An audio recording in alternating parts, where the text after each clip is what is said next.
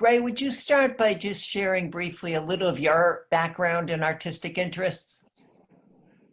Uh, sure. I'm both a visual artist and a poet. I uh, taught at Ohio State a long time ago. Now I'm a visual artist who teaches at the New Arts Center, a couple of classes. I've been a poet for about 30 years. Kind of primarily focused on that medium for a while. I've got 3 books out. I've won a National Endowment for the Arts Fellowship, and I teach a workshop on Wednesday nights.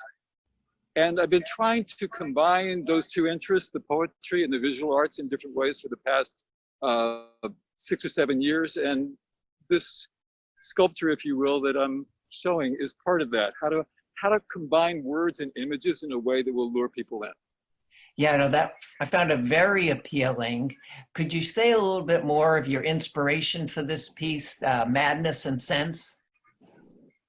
So I'm a fan of Emily Dickinson. I think, when I think of sea change, I think of the sea change that she made in the poetry world, how she was completely neglected in her time. And now she's an amazing poet. She's recognized. She has this amazing ability to say so much in a few words. And I've been trying to figure out, to me, her poems have a geometry to them. And so I'm looking for a way to make them appealing, to lure people in, to spend time with it. So this particular poem I felt was important for our time because of basically what it says, that much madness is divinest sense to a discerning eye, much sense the starkest madness. 'Tis the majority in this as all prevails. Assent and you are sane. Demure, you're straightway dangerous and handled with a chain. I just feel like that's, there's such conformity right now. And I think that she's really speaking out for taking a stand that may not be it's a little bit against the norm. And I think that's what we need now.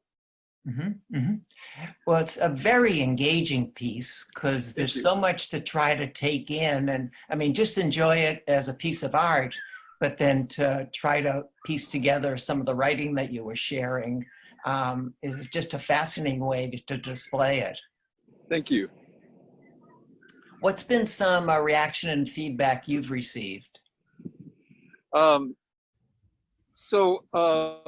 I'm pleased that people stop and read it and try and figure it out. And there's a clue they can't do it. There's a clue on the panel next door. And so I've seen smiles appear once people get it and can figure out their way through the roller coaster and understand it. So there's a glimmer of excitement when that, like you're figuring out a puzzle, and not a difficult puzzle, but you're figuring out a puzzle and I can see it arrive on people's faces, which is nice.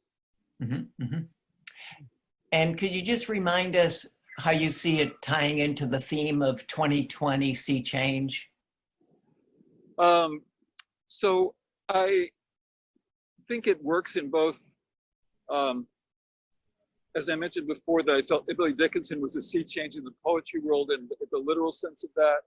And to me, it's the kind of change I'd like to see, that more people are taking a stand in what they believe in, even though it may not be conforming to the standard. Nice, nice, nice. Well, thank you for sharing. Really enjoyed your work. Thank you very much.